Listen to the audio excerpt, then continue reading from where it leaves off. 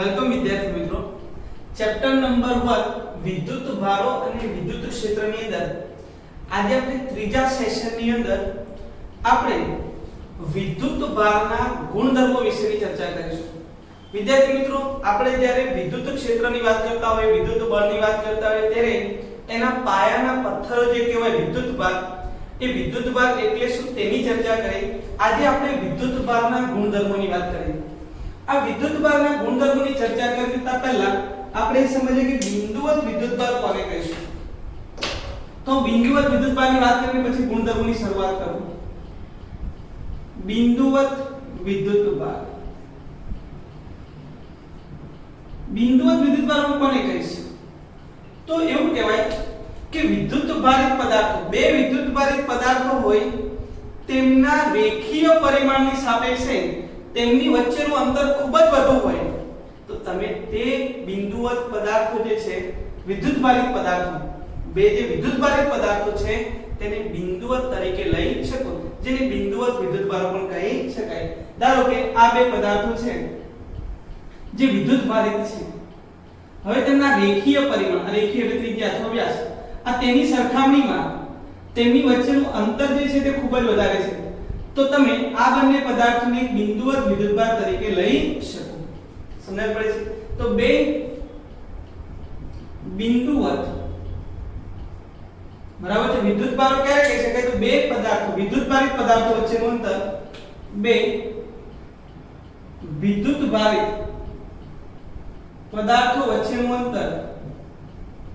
વચ્ચેનું અંતર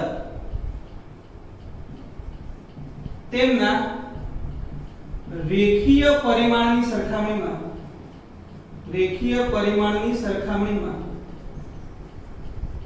ખૂબ જ વધુ હોય તો તે બે વિદ્યુત ભારિત પદાર્થોને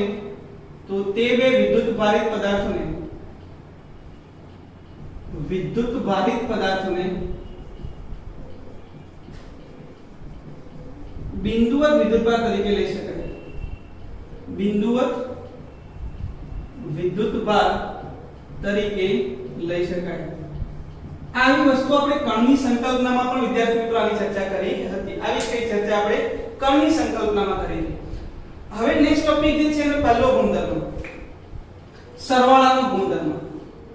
તો વિદ્યુત ભારોના સરવાળા,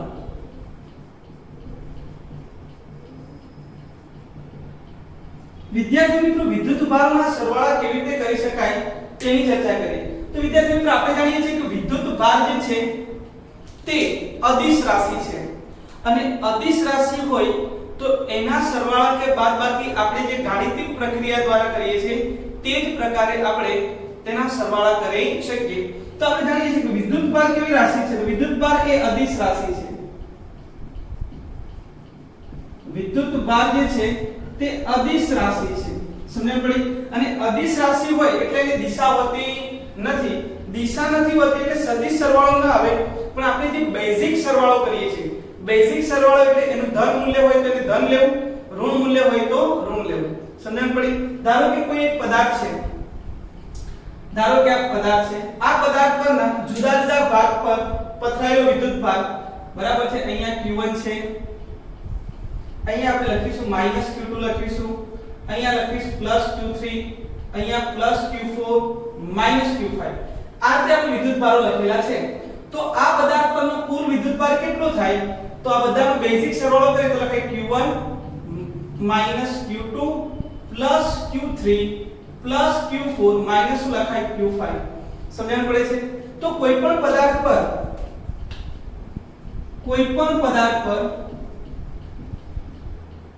જુદા જુદા સ્થાને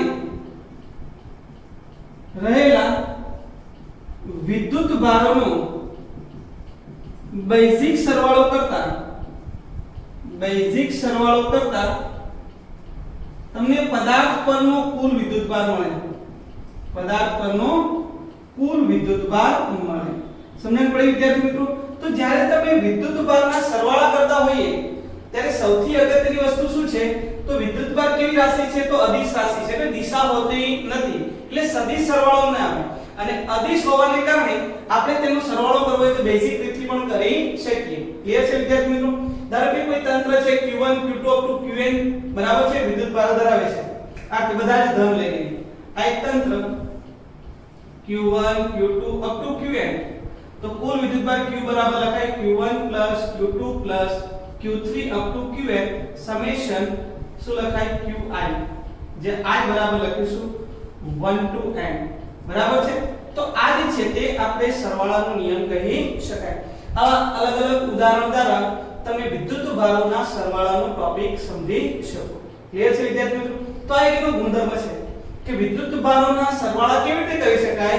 તો વિદ્યુત ભાર જે છે તે અદિશ રાશિ છે અને અદિશ રાશિ હોવાને કારણે તમે સરળતાથી બેઝિક સરવાળો કરીને પણ તમે આન્સર મેળવી શકો. આ એક પહેલો ગુણધર્મ હતો સરવાળાનો ગુણધર્મ. વિદ્યાર્થી મિત્રો, આપણે જાણીએ છીએ કે વિદ્યુત ભાર જે છે તે પદાર્થનો આંતરિક ગુણધર્મ છે. તેવો જ એક બીજો આંતરિક ગુણધર્મ એટલે એને કહેવાય દળ. તો જો દળ અને વિદ્યુત ભારની સરખામણી કરું એટલે કે બંને વચ્ચેનો તફાવત લખું તો કેવી રીતે લખી શકાય તેની ચર્ચા કરી. ધ્યાન આપો. વિદ્યુત ભાર અને દળ વચ્ચેનો તફાવત ભેદ સ્પષ્ટ કરો. બંને આંતરિક ગુણધર્મ છે વિદ્યાર્થી મિત્રો. તો બંને વચ્ચેનો ભેદ સ્પષ્ટ કરીએ.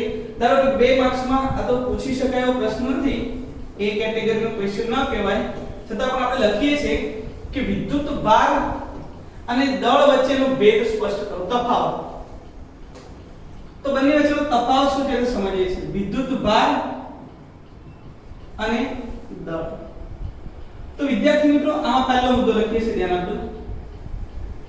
પહેલો મુદ્દો કે વિદ્યુત ભાર જે છે તે વિદ્યુત ક્ષેત્ર જે છે તે ઉત્પન્ન કરે છે.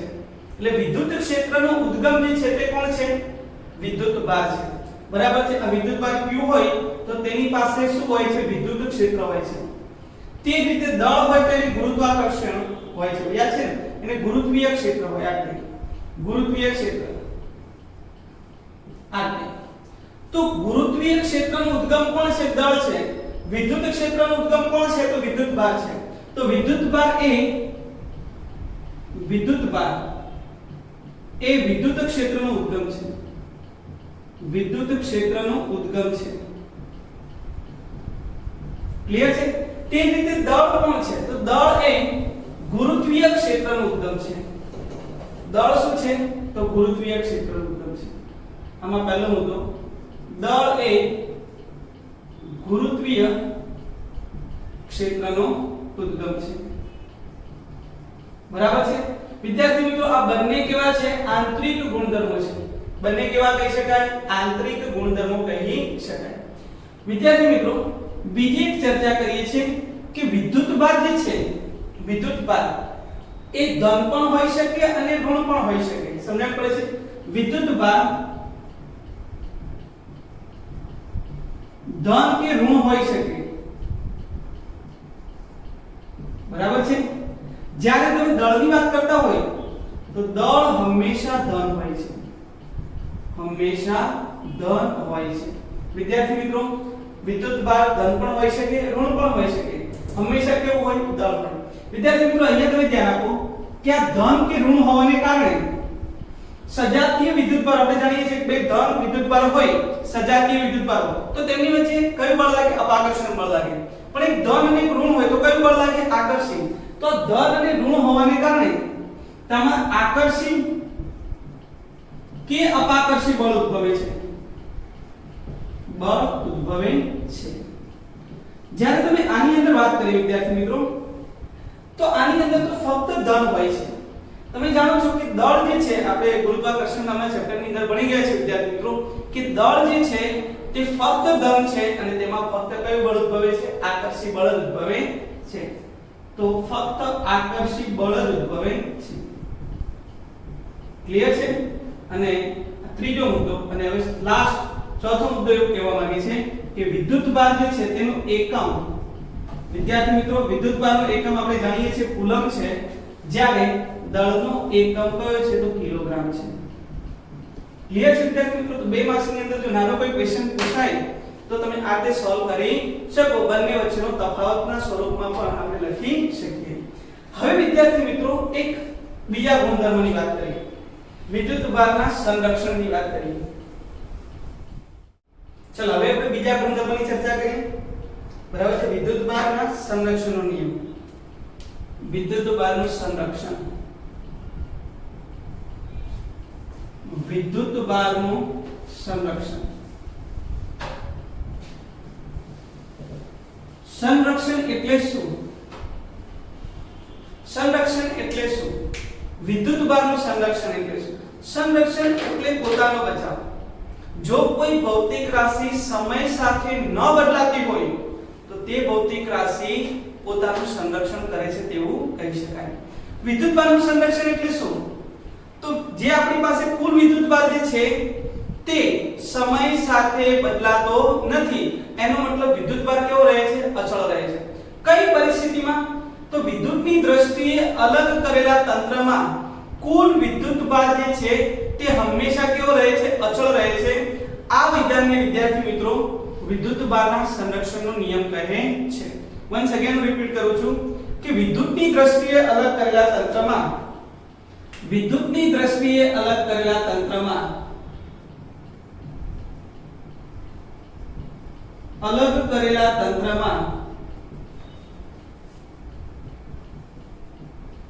કુલ વિદ્યુત ભાર અચળ રહે છે, જેને વિદ્યુત ભાર સંરક્ષણનો નિયમ કહે છે. વિદ્યુત ભારના સંરક્ષણનો નિયમ કહે છે.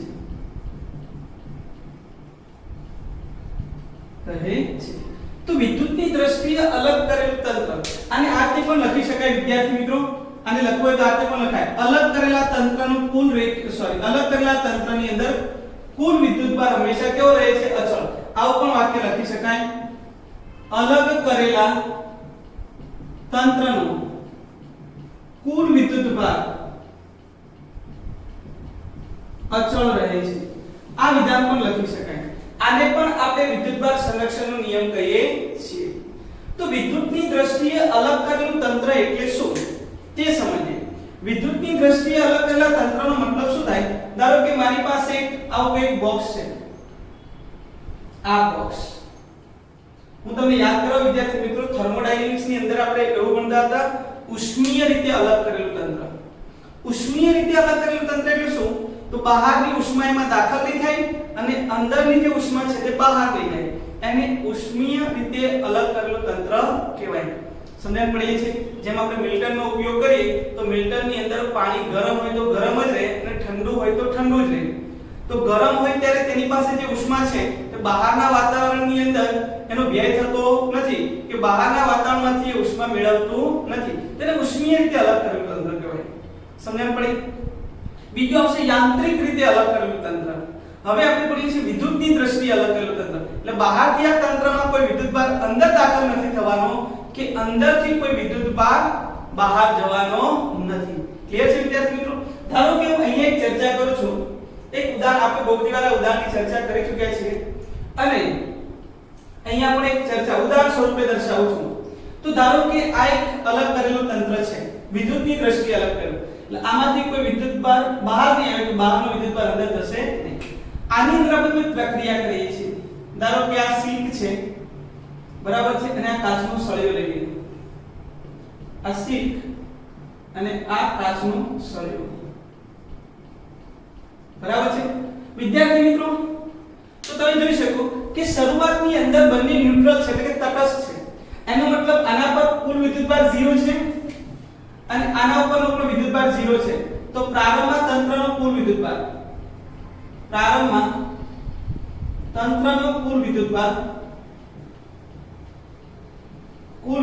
કેવો છે? 0 છે.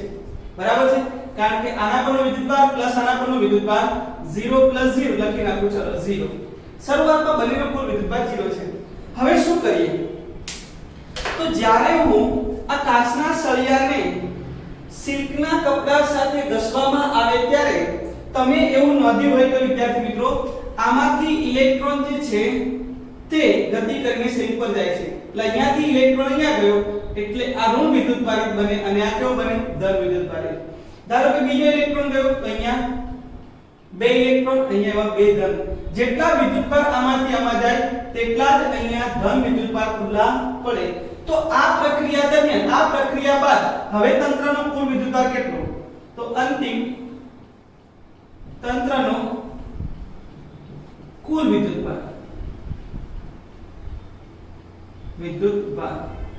અંતિમ એટલે પ્રક્રિયા બાદ આપણે જે પ્રક્રિયા કરી તે બાદ તંત્રનો કુલ વિદ્યુતભાર કેટલો? તો આના પર આવી ગયો -3 બરાબર છે અને આમાં આવી ગયો +3 બરાબર 0. સમજણ પડે છે વિદ્યાર્થી મિત્રો? એટલે કે શું કહેવા માંગે છે? તો જેટલા ઇલેક્ટ્રોન અહીંયાથી અહીંયા જાય એટલા જ અહીંયા ધન વિદ્યુતભાર ઉત્પન્ન થાય. એનો મતલબ હંમેશા ઇલેક્ટ્રોન અને એટલે કે ધન વિદ્યુતભાર અને ઋણ વિદ્યુતભાર હંમેશા જોડમાં જ ઉદ્ભવે. એક ઋણ વિદ્યુતભાર ઉત્પન્ન થયો તો સામે હંમેશા એક ધન વિદ્યુતભાર ઉત્પન્ન થાય જ. સમજણ પડે છે? એક ધન વિદ્યુતભાર અહીંયા રચાય જ. એક ઇલેક્ટ્રોન ગયો તો એક ધન વિદ્યુતભાર રચાવો જોઈએ. એક ઇલેક્ટ્રોન ગયો તો અહીંયા બીજો ધન વિદ્યુતભાર રચાવો જોઈએ. ત્રીજો ઇલેક્ટ્રોન ગયો તો ત્રીજો ધન વિદ્યુતભાર રચાવવો જોઈએ. એટલે હંમેશા જોડની અંદર જ ઉત્પન્ન થાય. સમજણ પડે છે? આ જે છે એનું નાશ કે સર્જન ક્યારે શક્ય બનતો નથી. આમાં તમારે નવા વિદ્યુતભાર ઉત્પન્ન ન કરી શકાય. આમાં ક્યારે કોઈ નવા વિદ્યુતભાર ઉત્પન્ન કરી શકાતા નથી કે તેનો નાશ પણ થઈ શકતો નથી. ખાલી વિદ્યુતભારો જે છે એક પદાર્થ પરથી બીજા પદાર્થ ઉપર એને ટ્રાન્સફર કરી શકાય છે. તો વિદ્યુતભારોનો નાશ કે સર્જન શક્ય નથી. વિદ્યુતભારોનો નાશ કે સર્જન શક્ય નથી. તેને એક પદાર્થ પરથી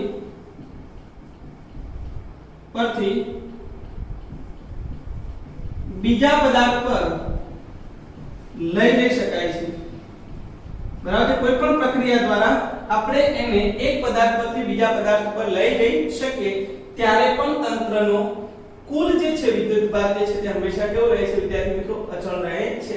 તો વિદ્યુતભારના સંરક્ષણને સમજાવવા માટેની બૌદ્ધિક પ્રક્રિયાઓ છે. તમે આ એક ઉદાહરણ દ્વારા સમજાવી શકો.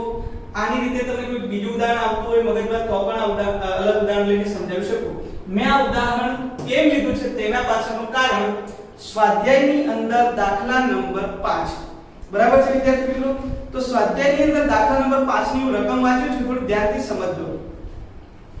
જ્યારે કાચના સળિયાને રેશમી કાપડ સાથે ઘસવામાં આવે છે ત્યારે બંને પર વિદ્યુતભાર દેખાય છે.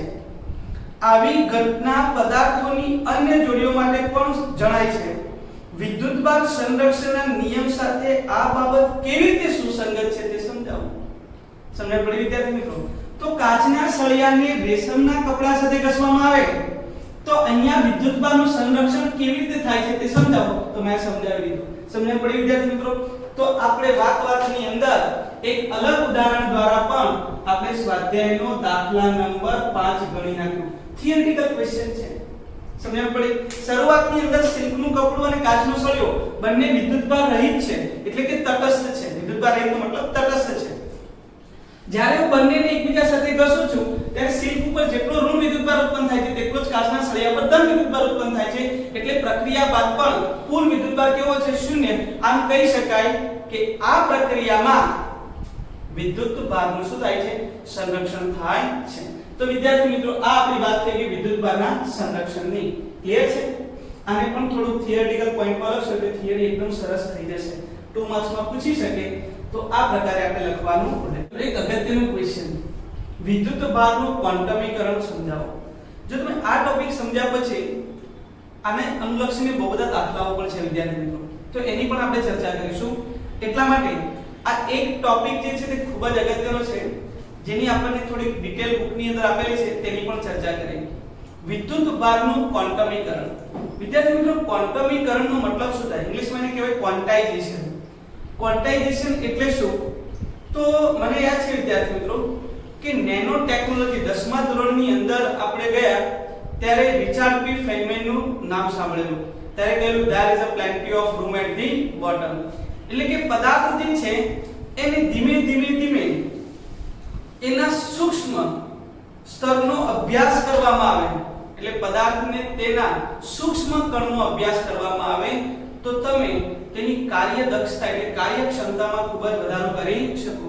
તો વિદ્યાર્થી મિત્રો વૈજ્ઞાનિકોએ પદાર્થનો અભ્યાસ કર્યો, પદાર્થની અંદર રહેલા અણુ કે પરમાણુની ચર્ચા કરી, અણુ કે પરમાણુ પરથી ન્યુક્લિયસ પર ગયા, ન્યુક્લિયસ પરથી એ લોકો ક્યાં ગયા તો ઇલેક્ટ્રોન અને પ્રોટોન પર ગયા અને ત્યારે તેમણે એવું નક્કી કર્યું કે વિશ્વમાં રહેલો કોઈ પણ પદાર્થ હોય અથવા તેના પરનો વિદ્યુતભાર હોય તો તે હંમેશા ઇલેક્ટ્રોનના વિદ્યુતભારના પૂર્ણ ગુણાંકમાં હોય છે, એટલે કે મૂળભૂત વિદ્યુતભાર. આપણે ઇલેક્ટ્રોન અને પ્રોટોનના વિદ્યુતભાર જે છે એને મૂળભૂત વિદ્યુતભાર તરીકે લઈએ છીએ. તો વિદ્યાર્થી મિત્રો ક્વોન્ટમીકરણ દ્વારા એવું સાબિત થયું, ક્વોન્ટાઇઝેશન દ્વારા એવું સાબિત થયું કે વિશ્વમાં રહેલો દરેક પદાર્થ જે છે અથવા દરેક વિદ્યુતભાર જે છે તે મૂળભૂત વિદ્યુતભારના પૂર્ણ ગુણાંકમાં હોવો જોઈએ. તો શું કહેવા માંગે છે તે સમજીએ કે વિદ્યુતભારનું ક્વોન્ટમીકરણ એટલે શું? તો વિશ્વમાં રહેલો કોઈ પણ વિદ્યુતભાર, વિશ્વમાં રહેલ દરેક વિદ્યુતભાર એ મૂળભૂત વિદ્યુતભારના પૂર્ણ ગુણાંકમાં હોય છે. મૂળભૂત વિદ્યુતભાર ના પૂર્ણ ગુણાંકમાં હોય છે. પૂર્ણ ગુણાંકમાં હોય છે. ક્લિયર છે વિદ્યાર્થી મિત્રો? આ એક સરળ ભાષામાં આપણે લખ્યું છે. વિશ્વમાં રહેલો દરેક વિદ્યુતભાર એ મૂળભૂત વિદ્યુતભારના પૂર્ણ ગુણાંકમાં હોય છે. ધારો કે આપણે લઈએ છે કોઈ એક પદાર્થનો વિદ્યુતભાર Q છે તો એ ઇલેક્ટ્રોનના પૂર્ણ ગુણાંકમાં હોય છે, જ્યાં n છે તે પૂર્ણ ગુણાંક છે. સમજણ પડી? તે ધન કે ઋણ હોઈ શકે, તે ધન કે ઋણ હોઈ શકે. કારણ શું? કેમ કે મૂળભૂત વિદ્યુતભાર તરીકે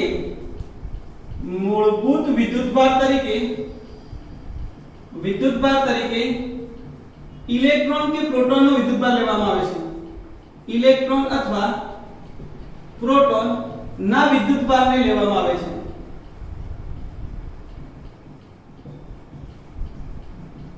બરાબર છે? એટલે તમે જાણો છો કે ઇલેક્ટ્રોન જે છે તે નેગેટિવ છે, એટલે કે ઋણ છે. આપણે ઇલેક્ટ્રોનને ઋણ વિદ્યુતભાર તરીકે લઈએ છીએ અને પ્રોટોનને ધન વિદ્યુતભાર તરીકે લઈએ છીએ. તેમજ આપણે જાણીએ છીએ કે ઇલેક્ટ્રોન અને પ્રોટોનને જે છે એના વિદ્યુતભારનું મૂલ્ય કેવું હોય છે? સરખું હોય છે.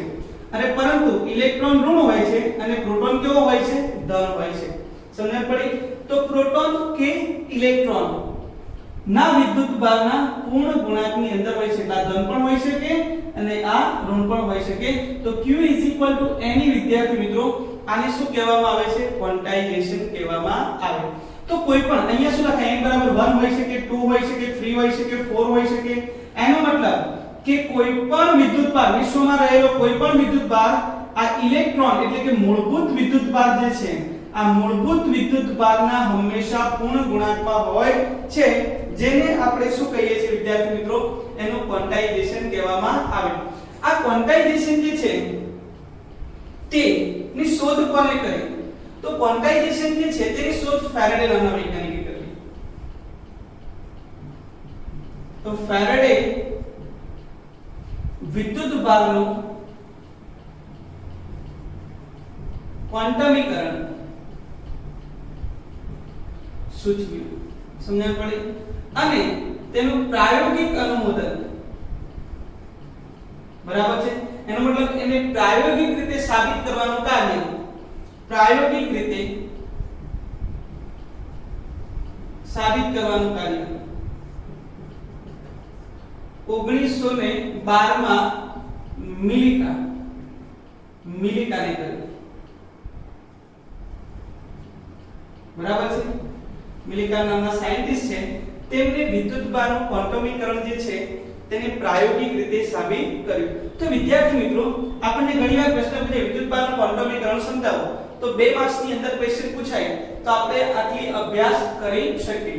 હવે હજુ પણ આપણે ક્વોન્ટમીકરણને ચાલુ રાખીએ. તો વિદ્યુતભાર જે છે વિશ્વમાં રહેલો દરેક વિદ્યુતભાર ઇલેક્ટ્રોનના પૂર્ણ ગુણાંકમાં હોય છે. તો તેના એકમની વાત કરીએ. તેનો એકમ કેટલો હશે? તેના નાના નાના એકમોની ચર્ચા કરી અને 1 કુલમની વ્યાખ્યા લખો. અને 1 કુલમની વ્યાખ્યા આટલી આપણે ચર્ચા કરીએ. તો આપણે જાણીએ છીએ વિદ્યાર્થી મિત્રો કે વિદ્યુતભાર જે છે, વિદ્યુતભાર એ અદિશ રાશિ છે. વિદ્યુતભારનો એકમ જે છે, વિદ્યુતભારનો એકમ એક કુલમ્બ છે, જેને આપણે C વડે, જેને કેપિટલ C વડે દર્શાવાય છે. બરાબર છે વિદ્યાર્થી મિત્રો? તો આ એના એકમની ચર્ચા થઈ ગઈ. હવે આપણે 1 કુલમ્બની વ્યાખ્યા લખીએ છીએ, ધ્યાન આપજો. તો 1 કુલમ્બની વ્યાખ્યા કેવી રીતે લખી શકાય? 1 કુલમ્બ તો પ્રવાહની વ્યાખ્યા પરથી આપણે વિદ્યુતભાર લખીએ છીએ, ધ્યાન આપજો. તમે 10મા ધોરણની અંદર પણ ભણી ગયા છો કે વાહકના કોઈપણ આડછેદમાંથી આડછેદને લંબરૂપે એકમ સમયમાં પસાર થતા વિદ્યુતભારના જથ્થાને વિદ્યુત પ્રવાહ કહે છે. I બરાબર શું લખાય? Q/T. આપણે 1 કુલમ્બની વ્યાખ્યા આપી છે, એટલે આપણો વિદ્યુતભાર Q બરાબર શું લખાય? I * T. આ મારે 1 જોઈએ છે, તો આને પણ હું 1 લઈ લઉં અને આને પણ 1 લઈ લઉં. એનો મતલબ એ થયો કે વાહક હોય આપણી પાસે, આ વાહકની અંદરથી 1 કુલમ્બ જેટલો વિદ્યુત પ્રવાહ પસાર થતો હોય, સોરી 1 એમ્પિયર, અહીંયા 1 એમ્પિયર આવશે કુલમ્બ. જો વાહક તારમાંથી 1 એમ્પિયર જેટલો વિદ્યુત પ્રવાહ પસાર થતો હોય, 1 એમ્પિયર જેટલો વિદ્યુત પ્રવાહ પસાર થતો હોય, તો 1 સેકન્ડની અંદર આમાંથી વહેતો વિદ્યુતભાર 1 કુલમ્બ છે તેવું કહી શકાય. વન્સ અગેન રિપીટ કરું છું વિદ્યાર્થી મિત્રો કે આપેલા વાહકમાંથી 1 એમ્પિયર જેટલો વિદ્યુત પ્રવાહ 1 એમ્પિયર જેટલો વિદ્યુત પ્રવાહ 1 સેકન્ડ માટે પસાર થતો હોય, 1 એમ્પિયર જેટલો વિદ્યુત પ્રવાહ 1 સેકન્ડ માટે પસાર થતો હોય, તો તે વાહકમાંથી 1 કુલમ્બ જેટલો વિદ્યુતભાર પસાર થાય છે તેવું કહી શકાય. વાહકમાંથી 1 એમ્પિયર જેટલો વિદ્યુત પ્રવાહ 1 સેકન્ડ માં પસાર થતો હોય, તો તેમાંથી 1 કુલમ્બ વિદ્યુતભાર છે તેવું કહી શકાય. બરાબર છે? તો હવે જો આ 1 કુલમ્બની વ્યાખ્યા થઈ ગઈ, તેમાં 1 કુલમ્બ વિદ્યુતભાર છે તેવું કહી શકાય, અથવા તો 1 કુલમ્બ વિદ્યુતભાર જે છે તે વહે છે તેવું કહી શકાય. બરાબર છે? 1 કુલમ્બ જેટલો વિદ્યુતભાર વહે છે તેવું કહી શકાય. ચલો વિદ્યાર્થી મિત્રો, આ 1 કુલમ્બની વ્યાખ્યાની વાત થઈ ગઈ. હવે એના નાના એકમોની વાત કરીએ કે કુલમ્બ જે એકમ છે તે ખૂબ જ મોટો એકમ છે. કેમ? તો વિચાર કરો વિદ્યાર્થી મિત્રો, તમે Q = Ne પરથી જુઓ. Q = Ne.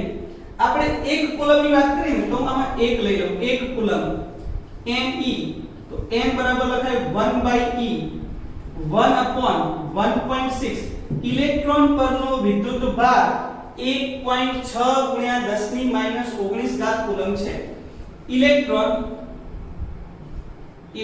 પરનો વિદ્યુતભાર લખો છો, ધ્યાન આપજો. ઇલેક્ટ્રોન પરનો વિદ્યુતભાર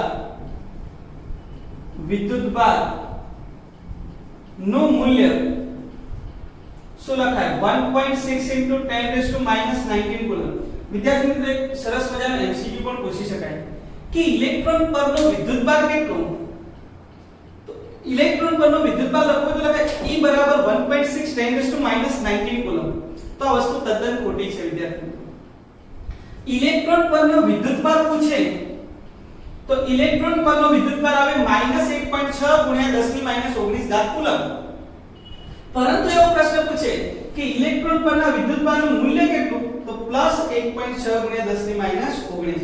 મૂલ્ય પૂછે તો પ્લસ લખવાનું, પરંતુ ઇલેક્ટ્રોન પરનો વિદ્યુતભાર જે છે તે હંમેશા આપણે ઋણ લઈએ છીએ, એટલે માઈનસ લખીશું. એ જ રીતે પ્રોટોન પરના વિદ્યુતભારનું મૂલ્ય પૂછે તો પ્રોટોન પરના વિદ્યુતભારનું મૂલ્ય, તો આન્સર આવશે +1.6 × 10⁻⁹. કેમ કે પ્રોટોન તો ઓલરેડી ધન છે, એટલે વિદ્યુતભાર પૂછે કે એનું મૂલ્ય પૂછે, બંનેમાં આન્સર શું આવશે? ધન આવશે.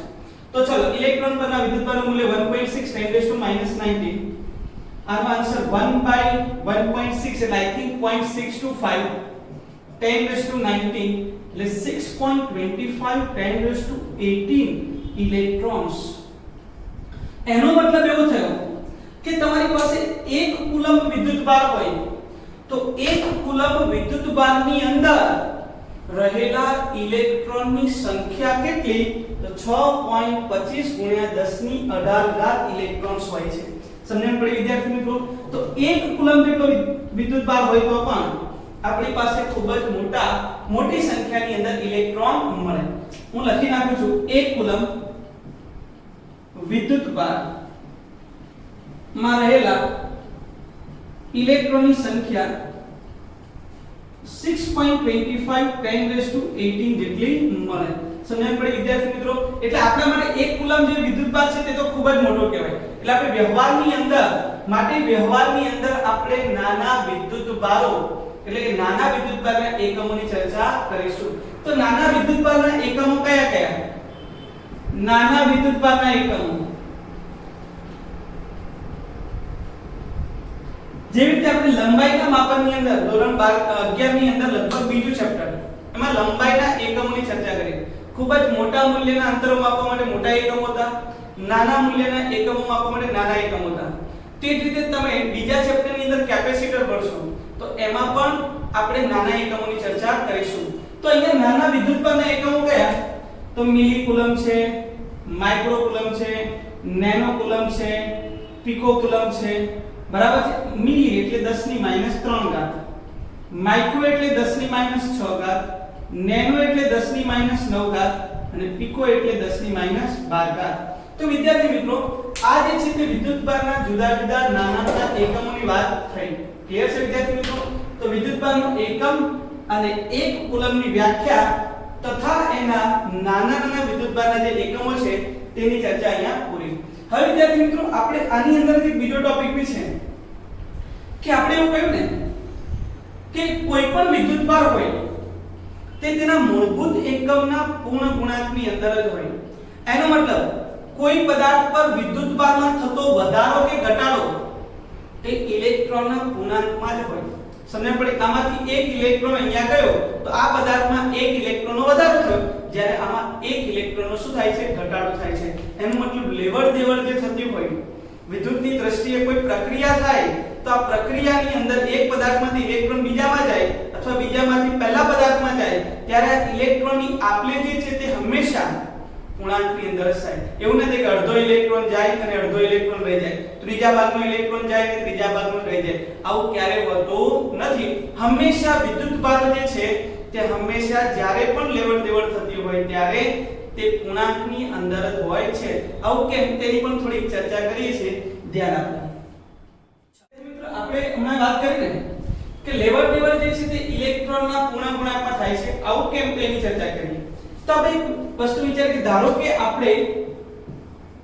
ધારો કે ઇલેક્ટ્રોન અને પ્રોટોન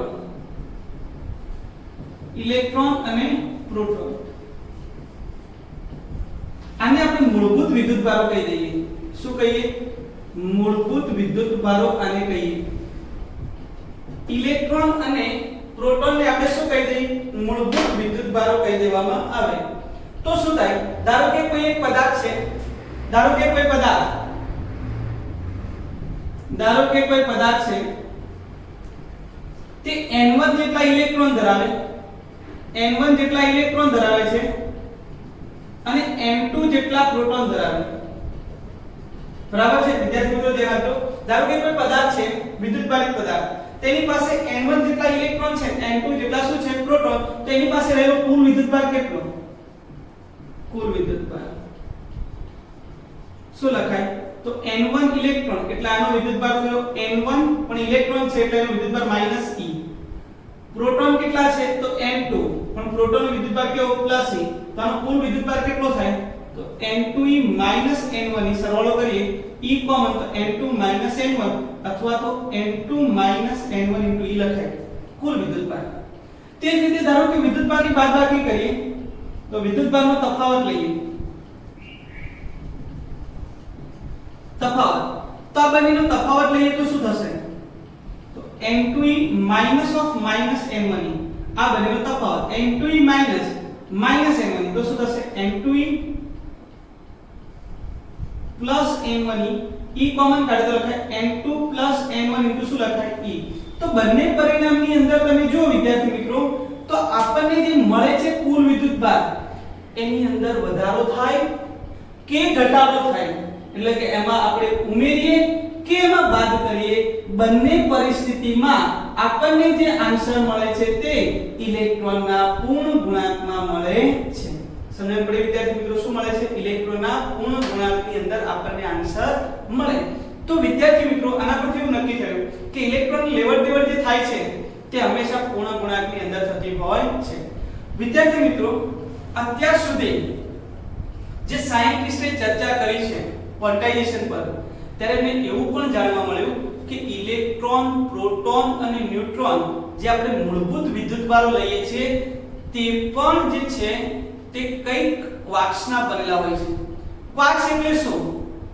તો આપણે હવે ચર્ચા કરીએ ક્વાર્ક્સની. ક્વાર્ક્સ એટલે શું વિદ્યાર્થી મિત્રો? તો આપણે એવું કહ્યું કે કોઈ પણ વિદ્યુતભાર હોય તે ઇલેક્ટ્રોનના પૂર્ણ ગુણાંકમાં હોય. તેવી જ રીતે આ ઇલેક્ટ્રોન અને પ્રોટોન પણ કોઈકના બનેલા છે વિદ્યાર્થી મિત્રો. એ કોના બનેલા છે? તો ક્વાર્ક્સના બનેલા છે.